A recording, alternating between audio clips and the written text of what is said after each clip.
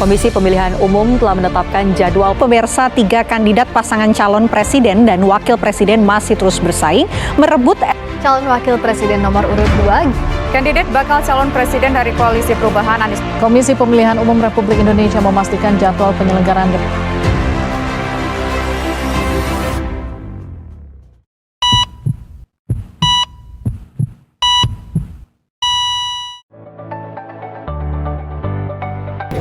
Pemilu atau singkatan dari pemilihan umum adalah suatu proses demokratis untuk memilih wakil rakyat atau pejabat pemerintahan secara langsung oleh warga negara di suatu negara.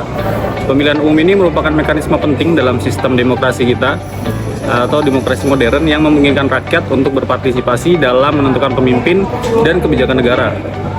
Dalam pemilihan umum, warga negara yang memenuhi syarat memiliki hak untuk memberikan suara mereka kepada kandidat atau partai politik yang mereka pilih.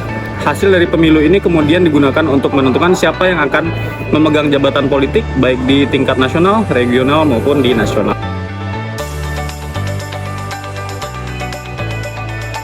Tujuan utama dari pemilu adalah untuk memberikan kesempatan kepada warga negara untuk menyampaikan suara mereka dan memilih para pemimpin yang akan mewakili mereka di pemerintahan.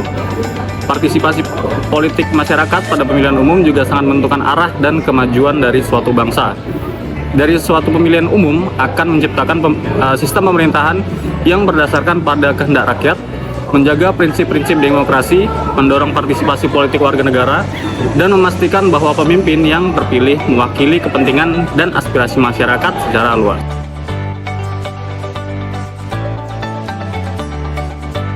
Berdasarkan data yang diperoleh Komisi Pemilihan Umum atau KPU, pada pemilu 2024 nanti jumlah pemilih di Indonesia diperkirakan mencapai 180 juta orang.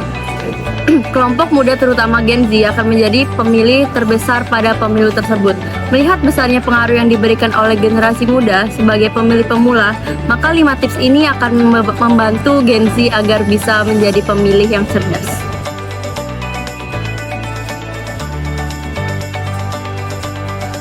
Yang pertama, pastikan terdaftar menjadi pemilih tetap. Peserta pemilu dapat memeriksa apakah sudah terdaftar sebagai peserta melalui website cek.dptonline.kpu.go.id. Namun apabila belum terdaftar, silakan datang langsung mengunjungi kelurahan setempat.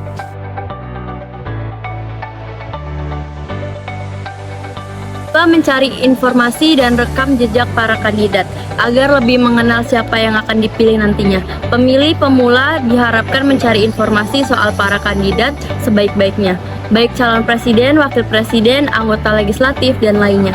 Salah satu cara yang bisa dilakukan adalah mencari rekam jejak kandidat melalui berbagai platform media sosial.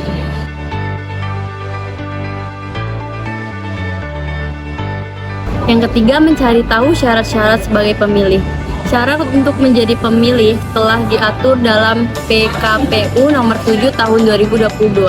Syaratnya adalah genap berusia 17 tahun, tidak sedang dicabut hak pilihnya oleh pengadilan, berdomisili di wilayah negara kesatuan Republik Indonesia, berdomisili di luar negeri yang dibuktikan dengan IKTP, paspor atau surat lainnya, dan yang terakhir, tidak sedang menjadi prajurit Tentara Nasional Indonesia atau anggota kepolisian negara.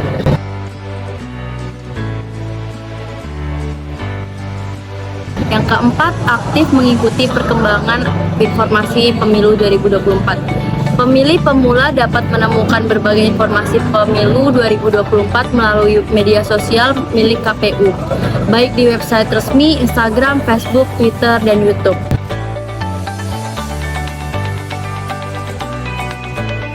Dan yang kelima, hindari golput. Tetap menggunakan hak suara alias tidak golput karena suara yang dihasilkan menjadi penentu masa depan bangsa. Sehingga keterlibatan pemilih pemula sangat penting dalam proses demokrasi.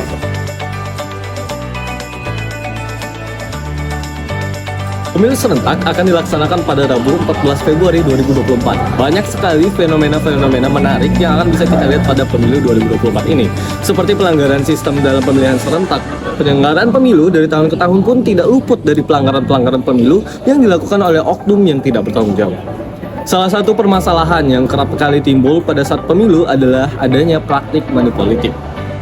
Money politik yang juga dikenal sebagai politik uang merupakan suatu tindakan penggunaan uang atau pemberian imbalan materi dalam bentuk apapun untuk mempengaruhi proses politik, terutama pada saat diadakannya pemilihan umum. Praktik ini dilakukan dengan tujuan memperoleh dukungan atau suara dari para pemilih, sehingga calon atau partai politik yang terlibat dapat memenangkan pemilu. Berkaca dari pengalaman pemilu 2019, berdasarkan temuan Bawaslu pada masa tenang pemilu 2019, terdapat 25 kasus politik uang di 25 kabupaten kota yang dilakukan oleh peserta pemilu. Kasus-kasus tersebut tersebar di 13 provinsi di seluruh Indonesia. Provinsi dengan kasus terbanyak adalah Jawa Barat dan Sumatera Utara dengan masing-masing 5 kasus. Barang bukti politik uang yang ditemukan beragam jenisnya, mulai dari uang tunai, deterjen, bahkan hingga sembako. Oleh karena itu, menjelang pemilihan umum tahun 2024, Komisi Pemberantasan Korupsi atau KPK meluncurkan kampanye dengan slogan Hajar Serangan Fajar. Slogan ini merupakan respon KPK atas masih tingginya penyebaran politik uang selama pemilu di Indonesia.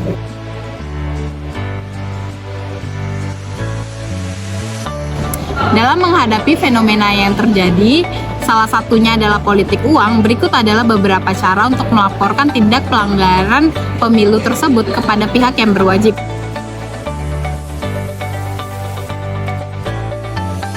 Yang pertama, mendatangi dan melaporkan pelanggaran yang diketahui kepada petugas pengawas pemilu terdekat.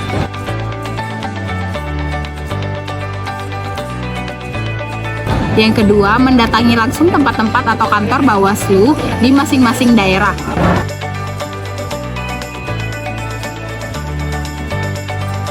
Yang ketiga, melaporkan kepada Bawaslu secara online. Kecurangan pemilu juga dapat dilaporkan kepada Bawaslu secara online melalui laman resmi www.bawaslu.go.id atau melalui aplikasi GoWaslu.